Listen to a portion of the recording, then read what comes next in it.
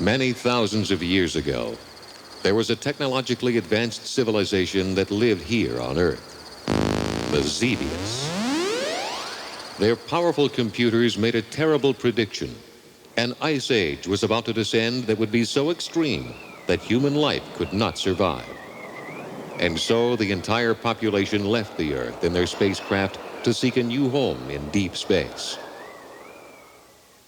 But now, the XEVIOUS have come back to reclaim the planet in a totally compelling video game experience from Atari, where players search the remote corners of the Earth to find and destroy the invaders.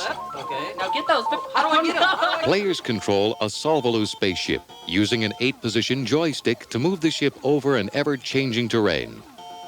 The Solvalu flies over forests, rivers, deserts, and oceans, searching for XEVIOUS ground bases and air targets. First, waves of toroid patrol fleets come into view. The player shoots these and other air targets with the zapper button, which is used for rapid-fire strafing. The blaster button is used when destroying ground targets. The ship is moved with the joystick so that the cursor is placed over the ground target, and when the blaster is pressed, the Solvalu fires at any ground target in the cursor frame. Players must lead the targets due to the airspeed of the ship, and well-placed shots can destroy 2 ground bases at the same time. The Solvalu can pass over any ground obstacle or target, but players must watch out for shots fired at them from the bases.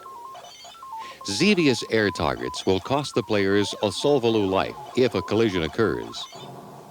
As the gameplay progresses, many new air targets are introduced with different point values, and these XEVIOUS air targets are increasingly complex and aggressive. One of the XEVIOUS inventions that really challenges players is a flotilla of flying mirrors, the Bacula resistor shields, which are like a flying maze that the Solvalu must negotiate. The resistor shield cannot be destroyed by firepower and will wipe out the player's Solvalu if any contact is made. Not only does the air battle intensify, but the XEVIOUS ground bases present greater challenges every second of gameplay.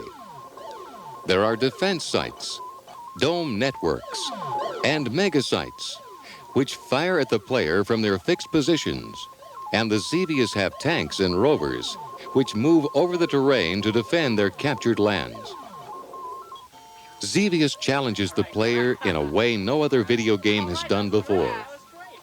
The computer program monitors and self-adjusts the difficulty level of gameplay to the ability of the player at the controls moment by moment.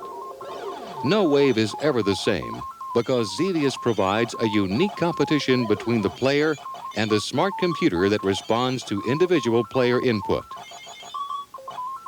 In later waves of gameplay, a blink of the Solvalu's cursor indicates the presence of a hidden XEVIOUS citadel, which when hit, rises up from the ground, earning the player high point value, which increases further if hit again and destroyed.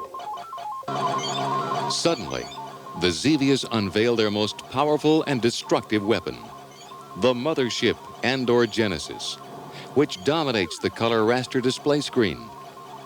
The player must shoot the Andor Genesis in the central reactor to disable the awesome ship. But this is an extremely difficult task due to the steady barrage of energy blasts that are fired at the player's ship. If a player is skillful enough to disable the Andor Genesis, he must be ready for the possibility of twin motherships at another level.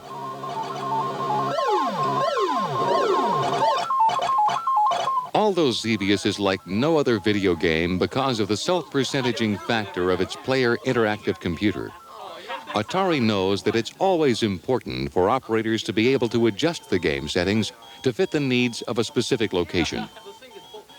All options, such as number of lives, coinage controls, and bonus or no bonus, can be set in the self-test mode. XEVIOUS has got it all. Fabulous graphics on a full-color raster display, great sound effects, and a smart computer to challenge players continually as the action-packed drama unfolds.